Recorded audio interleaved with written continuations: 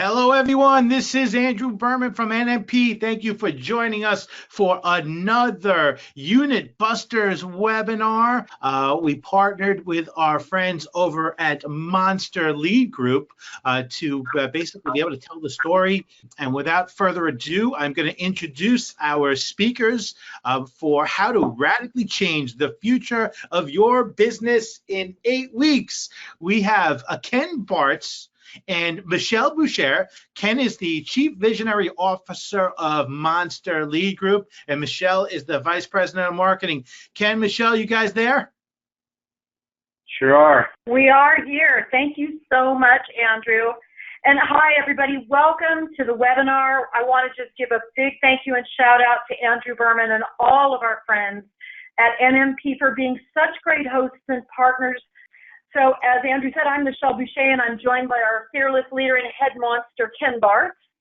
And we are with Monster Lead Group, the world's best direct mortgage marketing company on the planet, where we use our superior brains and dashing good looks as a force for good to create the highest converting marketing campaigns in the industry. And with our superpower of intelligent borrower behavior, we can predict your results right before your very eyes, even before your campaign launches. Okay, that's all the self-promotion you're going to get right now. We're going to start with the 3 biggest problems that we hear at Monster when it comes to growing sales. And this is really where people get stuck. We're going to talk about why your MLOs are leaving hundreds of apps behind every month and how to stop the marketing bleed. And then finally, we're going to list the covers and show you the 8-week plan to radically change the future of your business. So at this point, you might still be wondering, is this really going to be right for me? Well, let's get that clear. So if you lead a sales team and are responsible for keeping their funnels full of leads, then you're going to like this. This is for you.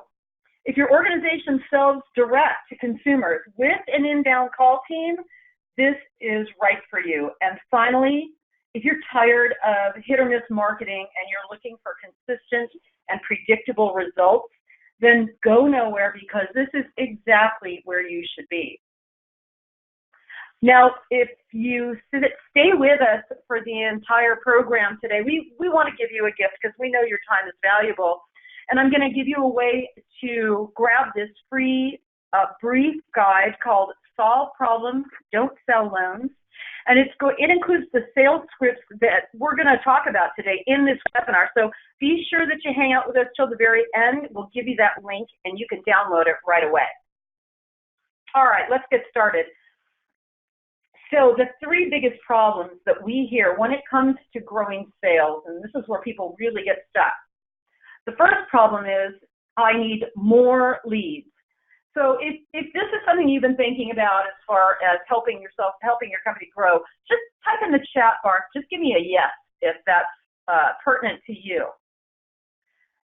Number 2 is, I need better leads. So you see there's a kind of a trend developing here, right? It's not just more, but better quality leads. And number 3, I really need consistency. I need consistent leads. So this is a biggie. And if you agreed with any of these, just type yes in that chat box right now. And Andrew, I'm sure there's got to be at least one person out there that's typing that in. Yeah, we got one, a bunch actually. So we have there's yes. There's walls of yeses right now. Walls of yeses. Oh, actually, we got. And Jim gave 3 yeses. Yes. Jim gave 3 yeses. Yeah. Jim, give that man a T-shirt. Okay, so we're going to move on now. Let's talk about why your MLOs are leaving so many apps behind, sometimes hundreds of them every week. And if you're thinking it's the leads, well, actually, that's not the real problem. So Ken, can you help us understand why this is happening? Absolutely, Michelle. I think that one of the biggest problems that we see in the industry today is people trying to sell loans versus solving problems. And when you're selling loans, the best analogy I can give is, imagine that you took a $1 bill out of your pocket, or a $5 bill, or $10 bill or $100 bill, and you just held it up to your forehead, and you had to walk around all day holding that dollar bill or $20 bill up to your forehead, and that's how people judged you based on that dollar bill that you had on your forehead. And that's honestly the way we see a lot of the people in the industry treating leads as they come in. And so one of the biggest problems is that we're trying to sell loans to individuals based on interest rate or what that borrower might be worth to us or the product that we want to push today, right? So Streamline is easier than the cash out deal that's full doc. And we see that a lot of organizations and a lot of salespeople try to gravitate towards that, right? So selling a loan, what is your current interest rate? Well, it's 3.25%. And we hear that, wow, that's a great rate. We certainly couldn't do any better than that today. Do you have any debts or do you need any cash? And then they wonder why they get hung up on, or that's a short conversation. I mean, basically what they're saying to this person is, hey, we don't have anything to offer you but something worse. How would you like something worse with some cash? And I think that we're losing the fact that people, every person that calls in or that we're dealing with is an individual, and that those individuals have individual problems that aren't necessarily just about interest rate. And we have to stop looking at leads as a dollar sign and look at them as human beings that we can help with their problems, because ultimately a mortgage is just a solution to a problem. So we need to really get to solving problems. So the only reason someone has a mortgage is to solve their problem. Problem number one, they want to buy a home and they don't have enough cash, right? That's the only reason people have a mortgage, or they may need to put their cash into something that's more useful. And money's cheap. But usually people, 99 out of 100 people that we're going to deal with, or I'd say 999 out of 1,000 people, it's because they don't have the cash to buy a home. So, instead of this person saying, what's your current rate, if we start solving problems, find out about what their needs are, what their problems are, and solve those problems, we're going to leave a lot less people behind, apps behind. And when I say apps, I mean there are people that aren't necessarily just going to be a dollar for you today in terms of loan volume. But if you help those people and work with those people and walk those people hand in hand through their problem, they're not just going to be a loan today. They're going to be the next loan for you and the next loan for you. And they're going to refer you to their friends and their family. This has got to stop being a transactional business. And I think later on in the presentation, Ken, we're going to show some results of what happens when you switch from selling loans to solving problems. Right. So one of the things that we try to profess here at Monster is the difference between demand fulfillment and demand generation. That causes a big problem in organizations. And one of the bigger problems that we see is that when rates go up, people wonder why they have problems doing business, right? And so I'm going to kind of try to describe this the best I can without a whiteboard, and I'll kind of show you here. So Black Knight put out a study or a figure recently that said there's 8 million people that could benefit from a 0.75% drop in interest rates. So I'm just going to use that as an example and say that the total addressable market right now is 8 million, right? And of that, when rates are low and there's this buzz in the industry and there's this buzz out there that interest rates are low and it's a good time to borrow money, you'll see about 25% of the addressable market raising their hands, right? And so right now we're in a very, what I call demand fulfillment type of environment. There's a lot of people raising their hands, so it's easy to do business, right? People know exactly, or they think they know exactly what they want. But there's a lot of people out there that are interested in refinancing, and we're going to just talk about the refinance market right now. So there's roughly 2 million people raising their hand at any given point in this addressable market, and so it's pretty easy to find business. But if you notice that orange circle there, there's 6 million people out there that could benefit from this, that have a problem that a mortgage could solve, that aren't actively raising their hand. And so if you know how to market to those people and to sell to those people and to solve those problems, not only are you going to have a better opportunity today when rates are low and things are really good, But let me show you why it's so important when rates go up, okay? So let's say rates jump up to 4.5%. So what's going to happen is that most of the Govy market is going to go away, streamline market for sure, right? You might have a 2 million addressable market at that time. And because the buzz is exactly the opposite, hey, rates are going up, things aren't as good, you're going to have less people raising their hand. So you might have 10 to 15% of the addressable market raising their hand at that time. So you can see how the amount of people actually raising their hand goes down significantly. But if you look at the orange circle, there's about 1.8 million people, which is basically the same size as the 2 million addressable market right now when rates are low. So if you know how to reach that market and you know how to sell into that market, it does not matter what rates are going to do, because you're going to be able to reach the addressable market at any given time and have a solution for their problem. All right, so what we need to do is start to change our perspective out there. And this is one of the best examples of the way that I can teach people to change their perspective. And I think what happens is in the market that we focus on the bad and not on the good. And so when people are getting leads coming in and they're talking to a borrower or a potential borrower, and that person may not want to refinance, right? Who wants to refinance? Or they may not qualify. What we happen to do is we happen to focus on the bad and not on the good. And so this is a great way to learn how to change your perspective. So if this was your child, let's say Johnny was your child and there's his report card, what are we going to focus on, right? Well, I think as a parent, I can tell you that I'd focus on this. My child has an F in social studies, and I bet you would too. But let's change the perspective. Now imagine this was a sports, his report card was about sports and not about the subjects. So if you look at it this way, what would you then focus on, right? You'd focus on what he's best at.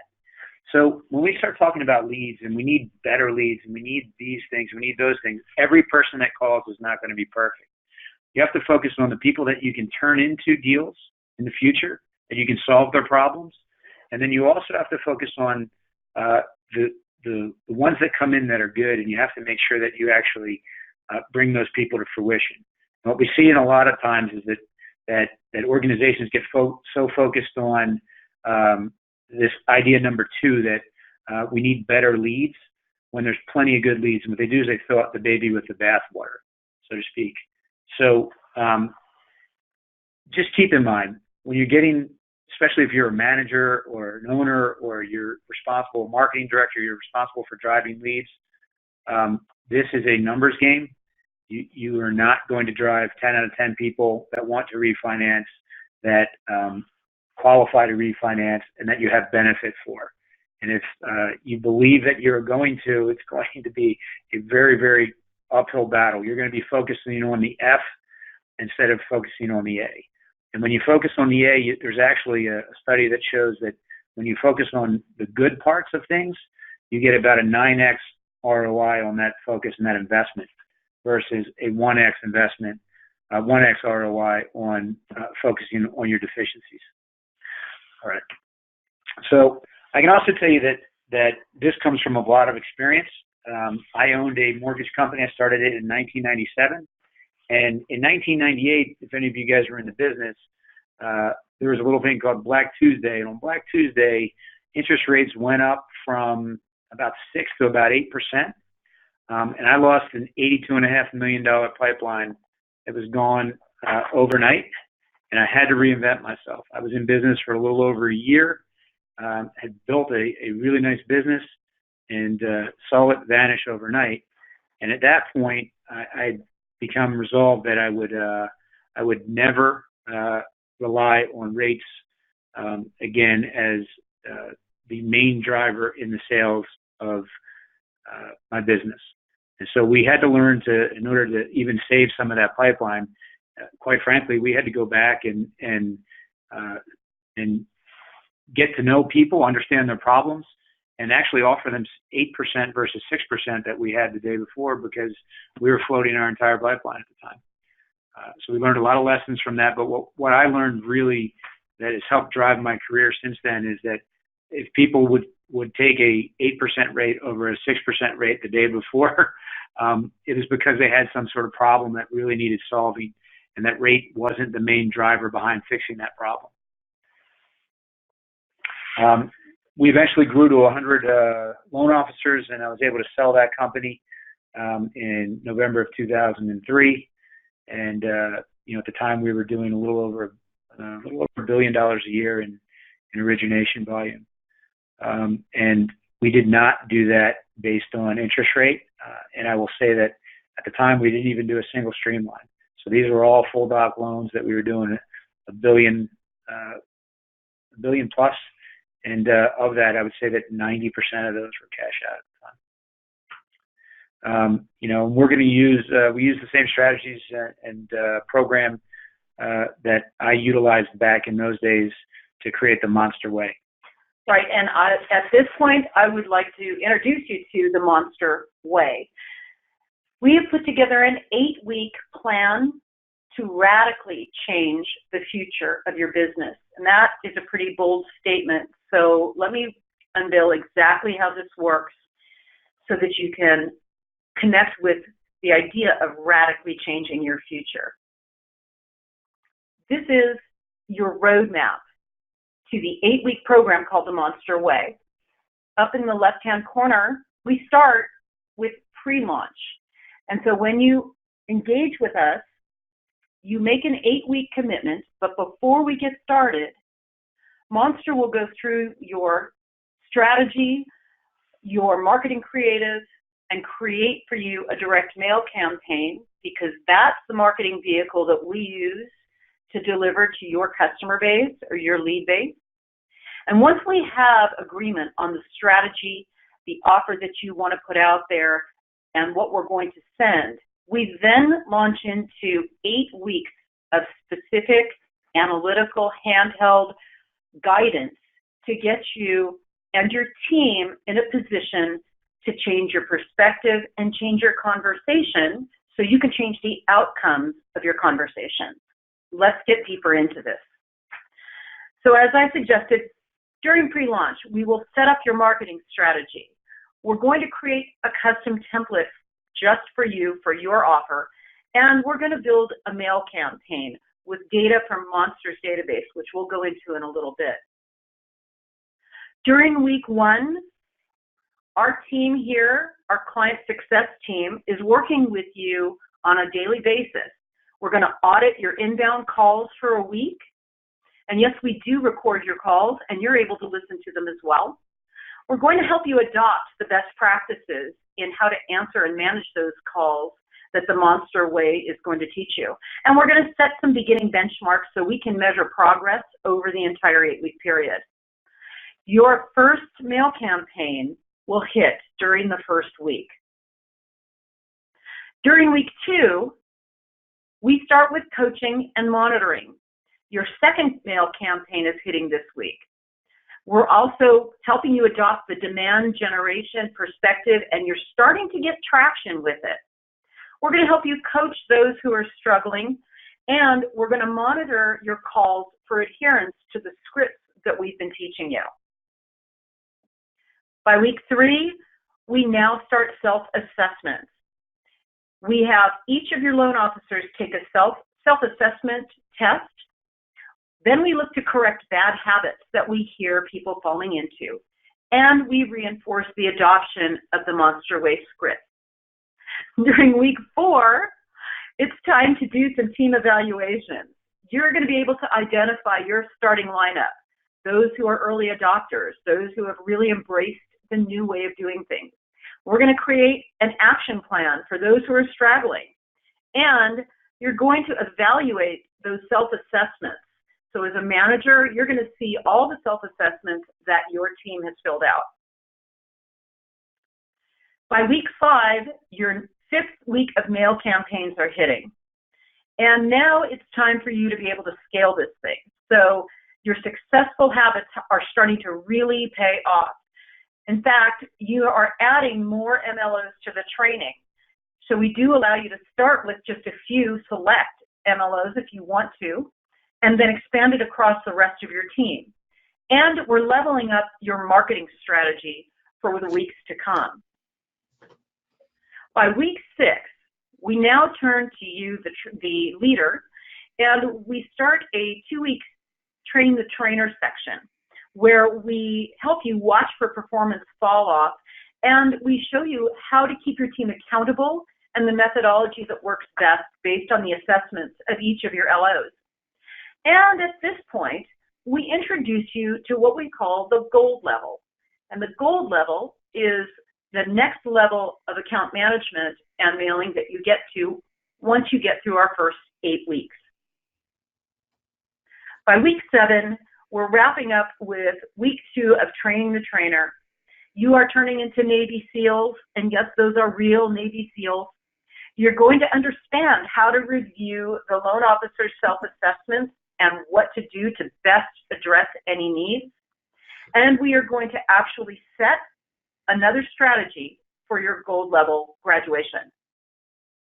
Finally, in week 8, you're going to transition to your full-time gold level account manager, and we are going to hand you over a monster training playbook with all of your instructions, your lessons, your templates, your worksheets, and everything you'll need in order to bring a new loan officer on board and up to speed quickly with the Monster Way. Meanwhile, all this time, your direct mail campaigns have been dropping week after week, and you should be well entrenched in really good leads that you're now able to convert at a much better pace. So there's still the question, though, I think, out there, and Ken, I'm sure you would agree.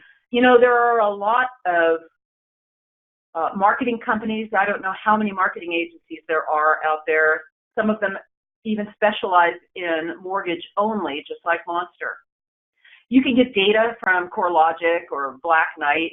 So why Monster? What's so special about us? Well, that's a great question.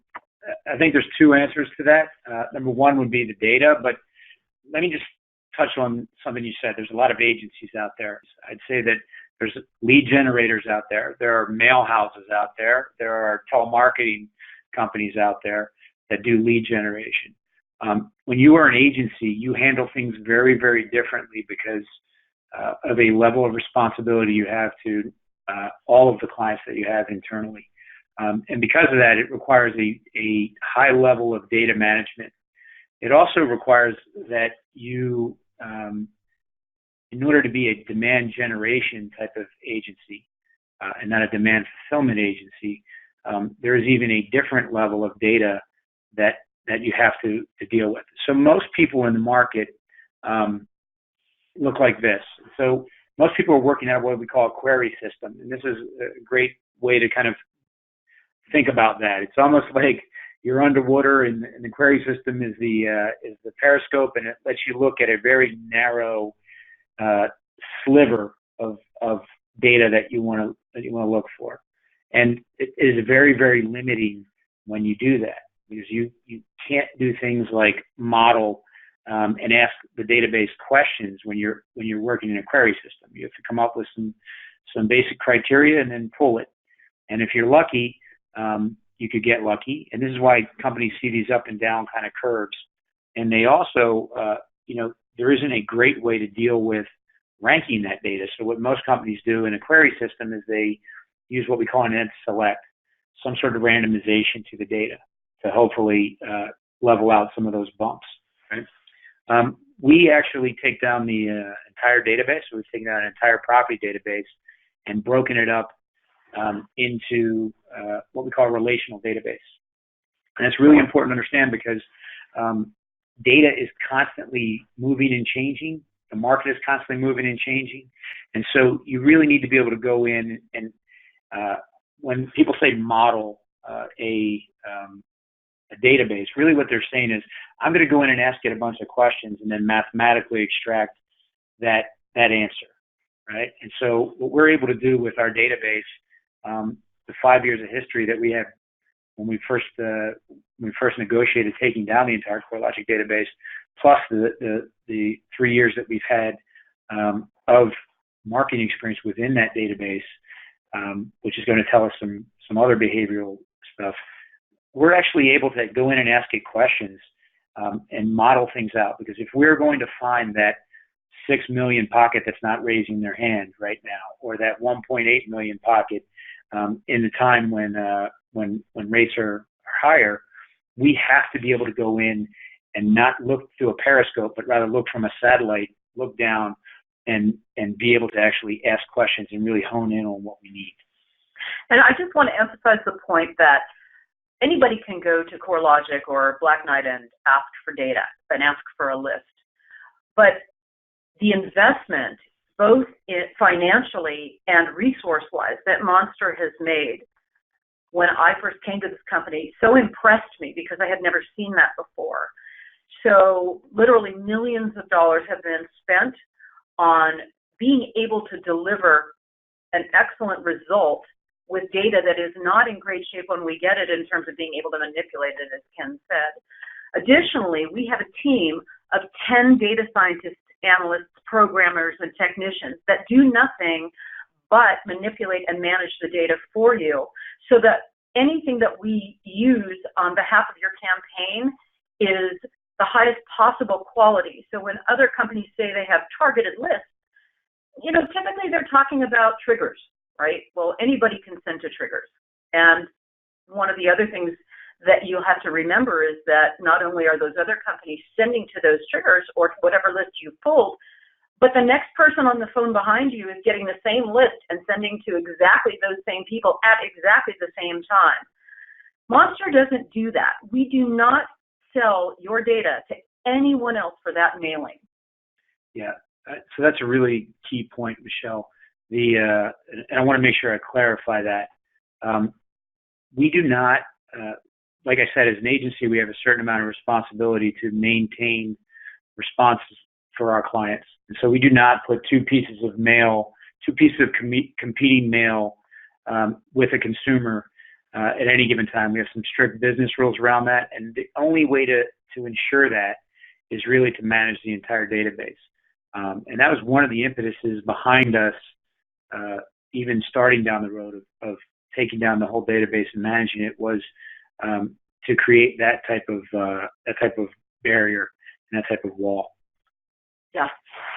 So at this point, I want to show you guys some of the results from clients of ours that have been with us for various amounts of time, from weeks to years, who have fully embraced and implemented the Monster way based on the roadmap that I showed you earlier.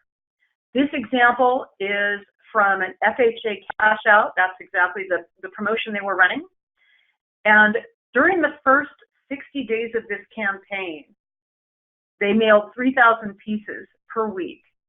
They had 3 what I call monster-minded MLOs, and that was only after the owner insisted that even though he had seasoned folks working with him, they must adopt the scripts and the style of selling that we taught them.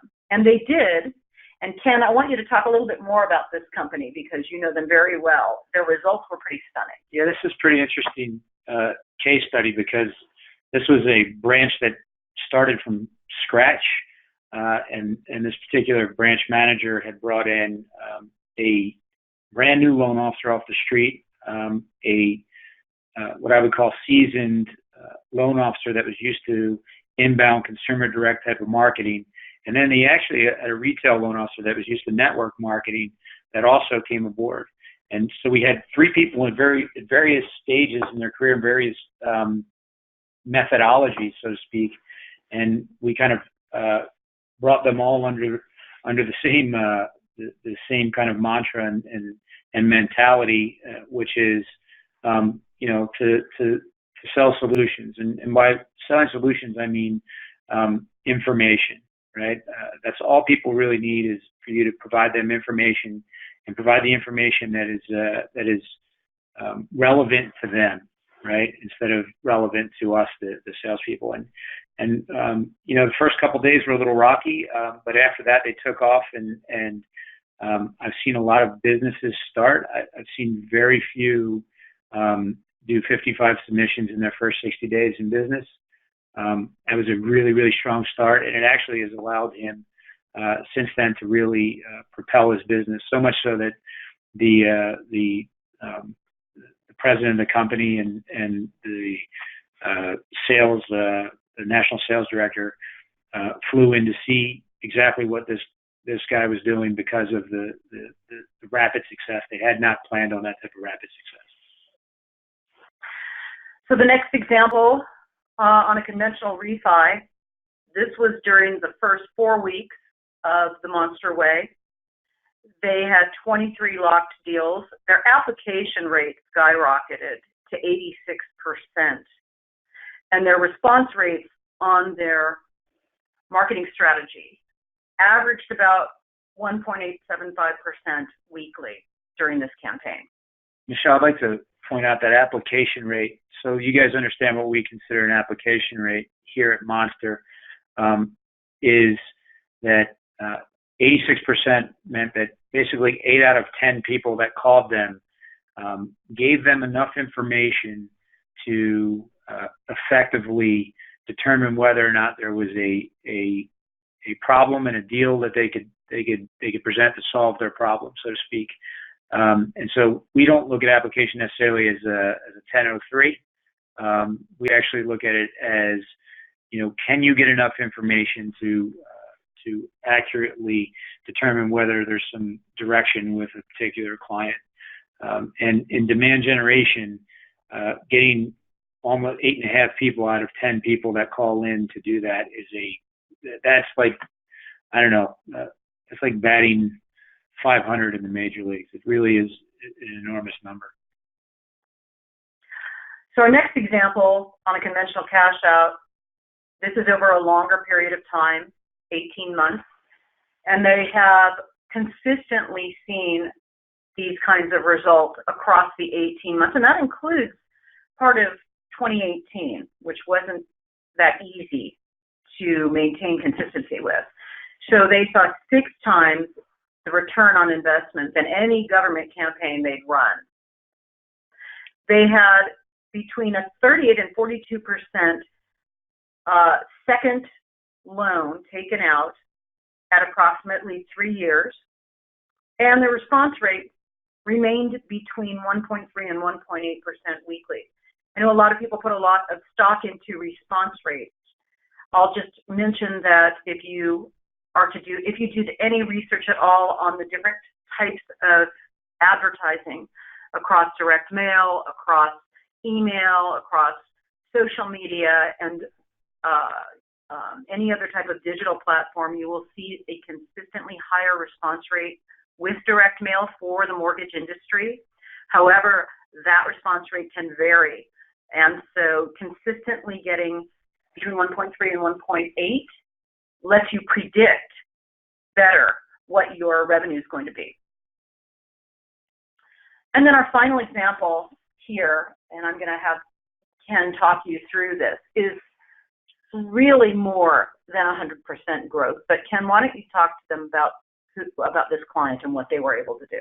Yeah, so this client started with us in August of 2017. They were a brand new mortgage company. They started with 6 loan officers in a fairly shoestring budget. They had $0 in loan production on day one. As a matter of fact, we were kind of waiting in the gates, kind of as they were getting their licensing all set up. They currently have 240 employees. They routinely book about $350 million in loan volume. And in November of this past November of 19, they finished over $250 million with an average of a little over $4 million per rep. So the $4 million per rep is really the one that really is the most impressive. There's a lot of impressive numbers that come out of this company, but the one that really impresses me is that their average production per loan officer is over $4 million. And anybody who's been in and around this business for a long period of time will tell you that that's like batting 500 in the major leagues. It's really just unheard of. So the common thread across these 4 organizations that we've shared is that they know that they can't change the direction of the wind, but they can adjust their sails to reach their destination. And that great American philosopher Jim Dean has given us these wise words of wisdom. But it was sticking to a plan and following a system that works without panicking when markets and rates change. Because the beauty of the Monster Way is it is consistent, it is predictable, and is reliable in terms of how to build and scale your business. Gotten some questions together while we've been waiting. We've got a few. I want to wrap back around real quickly and say thank you guys for hanging out with us throughout this entire presentation. And as promised in the beginning, I'd really love to give you this brief but powerful little e-guide called Solve Problems, Don't Sell Loans. You can go right up to monsterleadgroup.com/solve and download that right after we're done here. And it does include some sales scripts that will help guide you in terms of figuring out how to change your conversation and change your perspective. So Andrew, let's start taking some questions if you've got some there. Fantastic. All right. So we have a lot of independent originators, one person shop with a part-time processor, two people shop, kind of with uses contract processing. What do you have actually solutions for, smaller independent mortgage companies? So I will field that. It's very difficult for us to as an agency to service everyone. And so we don't necessarily have solutions, but we would be happy to provide some insight. I'm a big believer in doing anything I can to help someone build their business, regardless of whether I do business with them or not.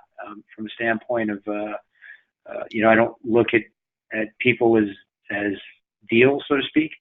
And so from a sales perspective and a mentality, I think that this translates really well to a single originator or two people, and we'd be happy to provide some of our internal sales training and things like that to those folks, and can certainly point them in the right direction on how to do the marketing. It might be difficult to service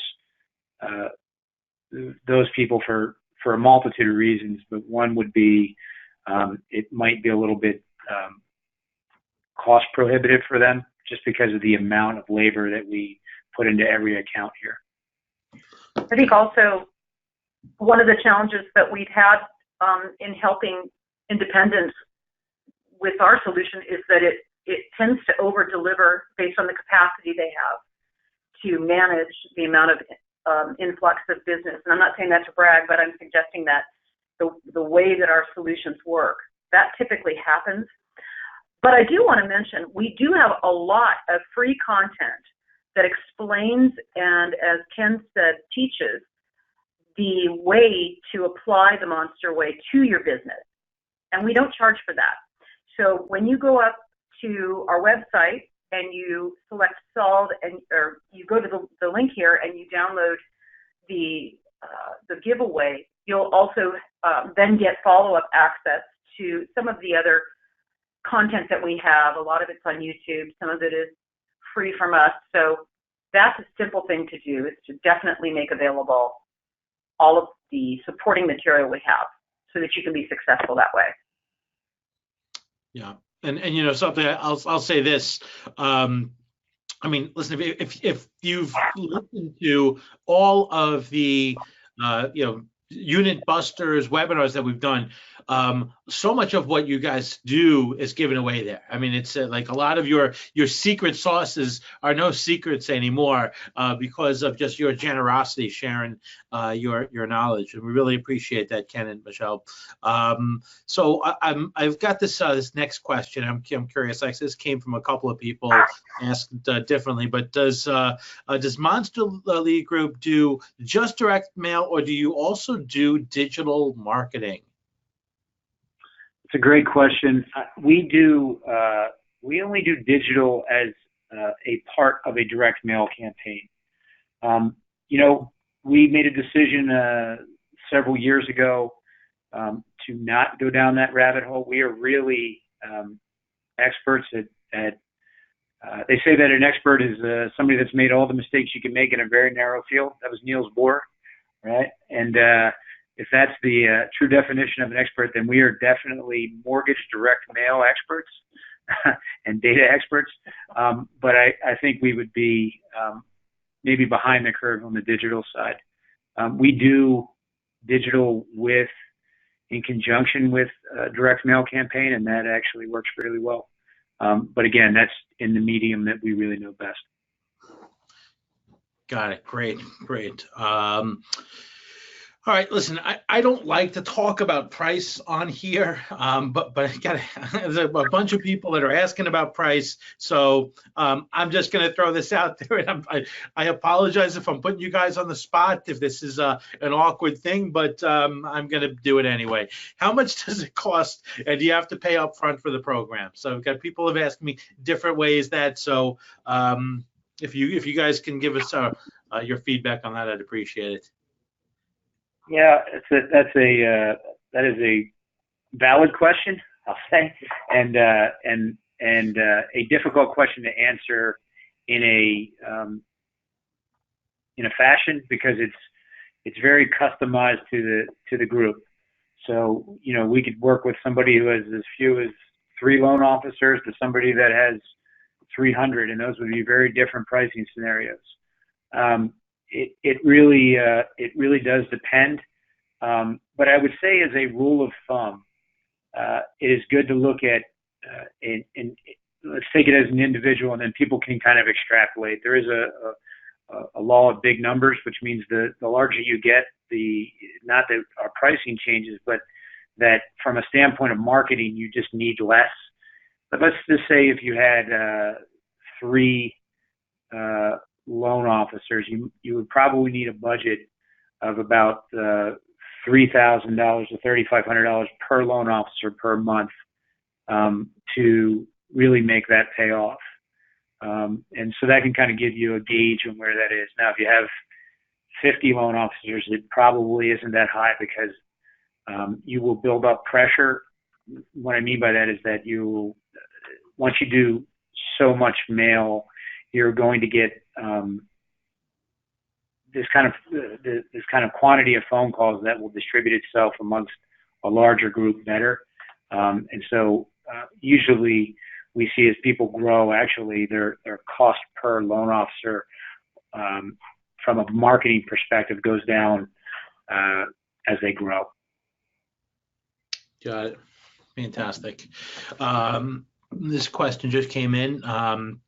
How many direct mail pieces do you send out in the 8 weeks? That's really dependent on the organization. So, and I say that because, if you have 2 loan officers, or let's say, we really try not to work with less than 3, because it becomes a little bit difficult, right, to really do what we do, and stretch our legs, so to speak, when it comes to like generating enough phone calls.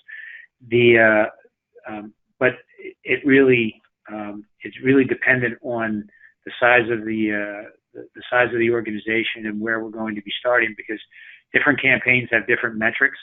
The one thing I will say is that we pre-test every campaign here. So we have a fully staffed product development department. Like Michelle said, we have a very robust data and analytics department.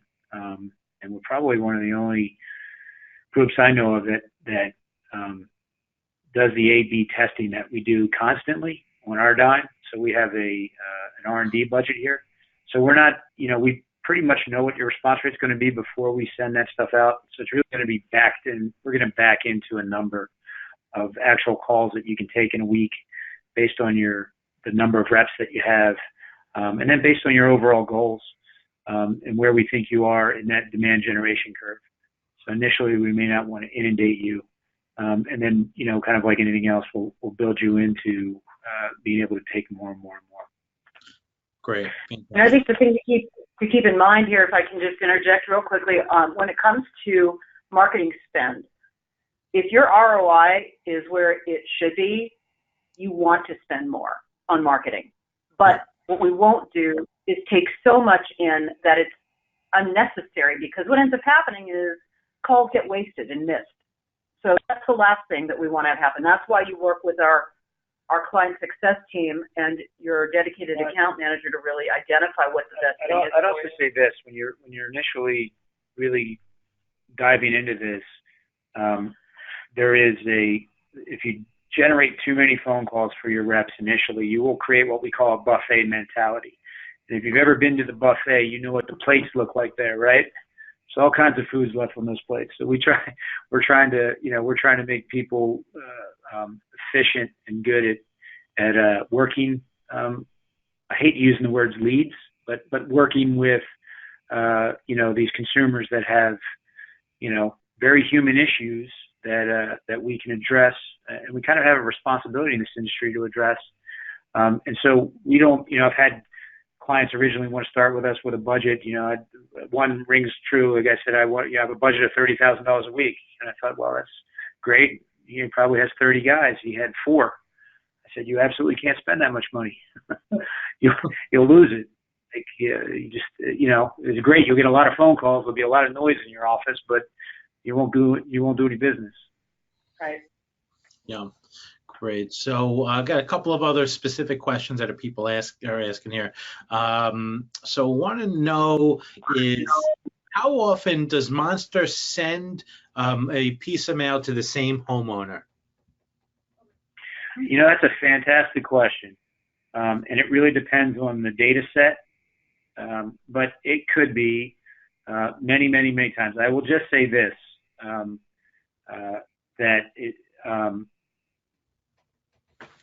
I have had clients call me that said, I just received a phone call from somebody who said they've gotten this piece 5 times over the last 2 months, which is actually the absolute reason that we track those responses, and we track the impressions. So although Monster may send them multiple pieces of mail, one of the advantages we have with the database is we know exactly when they received their last piece of mail from us, what date it was sent out on, what the content was of that piece.